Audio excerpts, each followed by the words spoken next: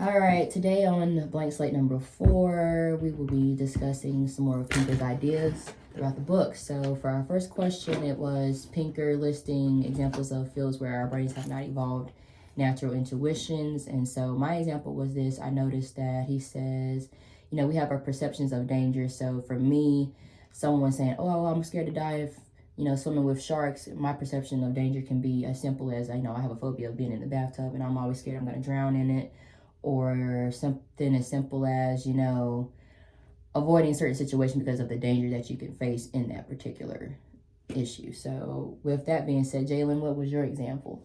So my example is as your mind matures, your dislikes and your likes also change with development. So for an example, a young child who's about 4 or 5, they like pretty calendars with pictures and diagrams and all that stuff. Whereas a young baby that's like 2 or 3 months, they only see a pretty face and smile and laugh and glaze. All right, sounds good to me. Question 2. So, Jalen, can you give me the definitions or describe to me what the ultimatum game is, the dictator game, and the double blind game? Okay, so the ultimatum game is described as being like a selfish responder, which means you receive most of the benefits and pass on the leftovers to someone else who may or may not have the option to receive those benefits. The dictator game is described as having a generous reputation and divides the rewards between the people and the respondent that has no control if they're going to receive it or not. They're just going to receive the benefits or the rewards. The double blind dictator game is described as when the giver stays anonymous of like how much they're giving or who they're giving it to or where the funds came from, and the proposer keeps everything for themselves. Interesting. All right. Okay, so we're down to question 3. What can we learn from these games when we understand the different results each produce? What do the differences in the results seen between the dictator game and the double blind game teach us about how much we value being liked? So, as Jalen said from the previous question, ultimatum game is pretty much just as, people can be selfish and they don't really have, feel like they need to give anything to anybody else. And if they do, they're going to have some limits on it or kind of have like well, if I give you this, you can't really have a say on what I'm going to make as far as a decision. As far as it could be money, it can be benefits for you, it can be benefits on my part. The dictator game is, kind of described as like having a reputation. And so, yeah, you're dividing something between two people, but the respondent really doesn't have any say on the decision being made. And then lastly, the double blind game is just, let's say me and Jalen played a game and I won all the money, but it's like, okay, well, do I really want to give any money to Jalen, even though she did help me get to this point? But that's just being selfish at the same time.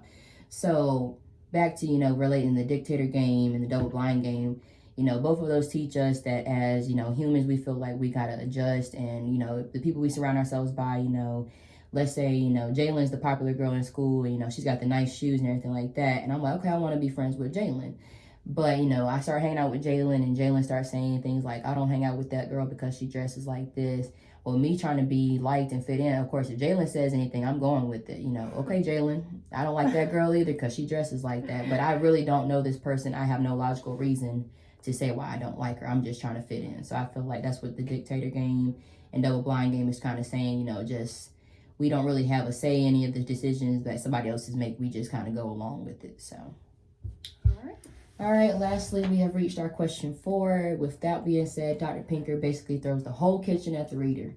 So with that being said, Jalen, how does he contrast the tragic vision of humans with the utopian view? So the tragic vision is when characteristics and way of thinking is altered, so that traditions such as family, morals, religion, and things of that such are all the same. They're traditions. They're the same thing. You do the same thing every year. It's like something that you grow up with, what your family teaches you. Whereas the utopian view is when your characteristics and thinking is altered over time due to your environment or social circumstances, and because of the change that's become, you no longer hold those those traditions no longer have a value like they did with the tragic vision. Yeah, very interesting. I say Pinker just throws some weird stuff at us throughout this whole entire book, and it really gets you thinking. It sure does. But that concludes our Blank Slate number 4. Thanks for tuning in. Catch you next time. Bye.